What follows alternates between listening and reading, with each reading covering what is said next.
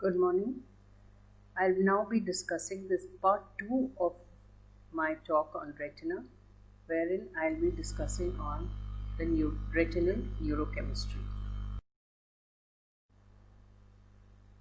Now, the mammalian retina is a group of glial and neuronal cells.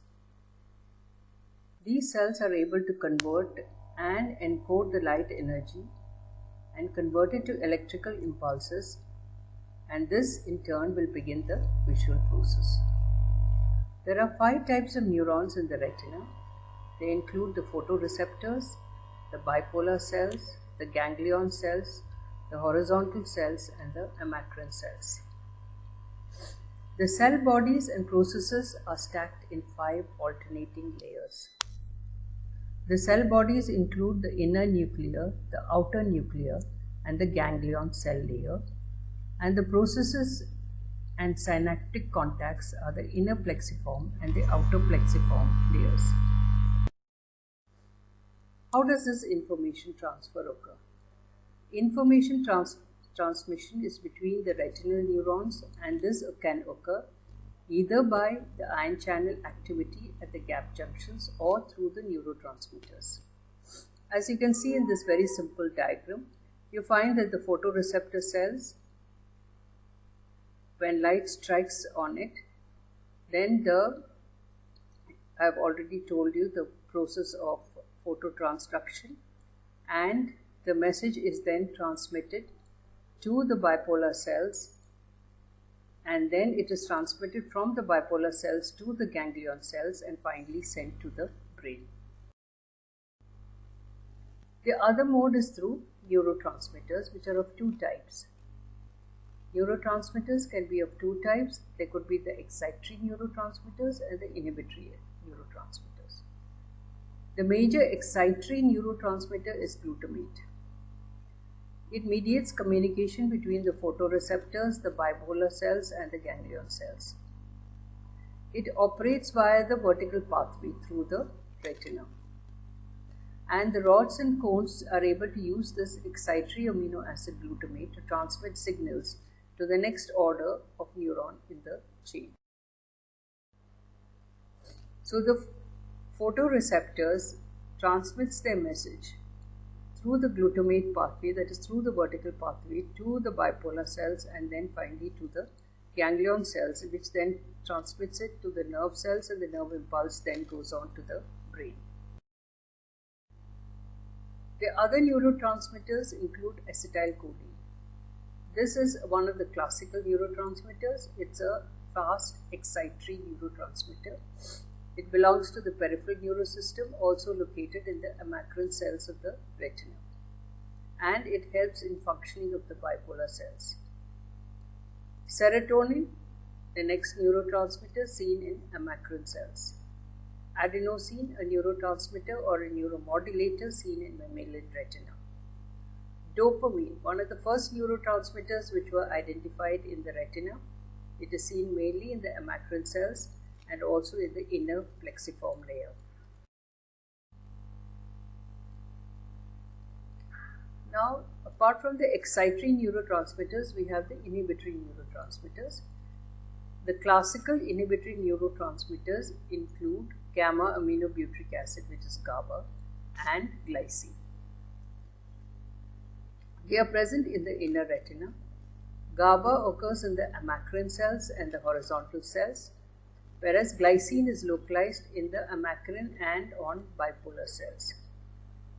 Both GABA and glycine, they mediate communication between the lateral elements of the retina, that is the amacrine and the horizontal cells. Now, what are neuromodulators? So, in addition to the neurotransmitters, we have the neuromodulators that can alter or change neuronal transmission. These include dopamine, which is present in the amacrine cells, nitric acid, and retinoic acid, which is another active form of vitamin A. Fourth, we have taurine, which is a sulfated amino acid, which is a neuromodulator. The lack of taurine can have been shown to result in severe photoreceptor degeneration and retinal detachment. It is also involved in the production of broad photoreceptor. Then we have the neuropeptides. One important neuropeptide is substance P, which belongs to the tachykinin family. So this is of three types. We have neurokinin A, neuropeptide K, and neurokinin B.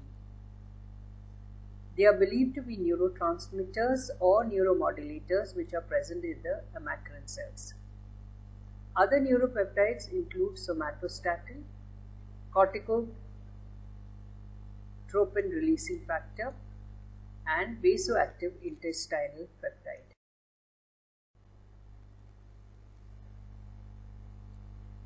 So there are two routes, the direct route and the indirect route. So the first is the direct route of light signals which pass through the retina. So here the major route is through the cone photoreceptors, which passes it to the bipolar cells, the ganglion cells, the lateral geniculate body, which receives the visual impulses, and then finally it goes to the primary visual cortex area of the brain. So here the major route of information flow is from the photoreceptors to the optic nerve, and this is known as the direct route. In dark, both the photoreceptors will release neurotransmitters, and there will be partial inhibition of the activated ganglion cells. So this is the indirect route. Here the rod photoreceptors via glutamate will then pass on the information to the rod bipolar cells, which then passes on information to the amacrine cells. Then it goes on to the cone bipolar cells, and then to the ganglion cells where there is partial inhibition. So this is known as the indirect route. You may be asked a question on the retinal pigment epithelium and its functions. The retinal pigment epithelium, as you know, forms the outer blood retinal barrier. It is very selectively, it is able to transport substances from the choroid which is present towards its outside. So it transports glucose to the photoreceptor cells. It is able to transport ions and fluids. It is responsible for the uptake of all-trans retinol and its conversion to Levin's retinol. It transports the Levin's retinal back to the photoreceptor cells. It is involved in phagocytosis, that is important, and it is rich in mitochondria. Now let's look at the retinal diseases. Firstly, retinal tear. Here we see a clear gel-like substance in the center of the eye. That is, the vitreous shrinks and tucks on the thin layer of the tissue lining the back of the eye, that is the retina, causing a break in the tissues. So there will be sudden onset to symptoms like floaters or flashing lights. Retinal detachment. This is because of fluid collecting under the retina, and because of the collection of the fluid which has occurred due to retinal tear, we have detachment of the retina. Thirdly, diabetic retinopathy. Tiny blood vessels or capillaries in the back of the eye deteriorates and leaks fluid into or under the eye. This causes the retina to swell.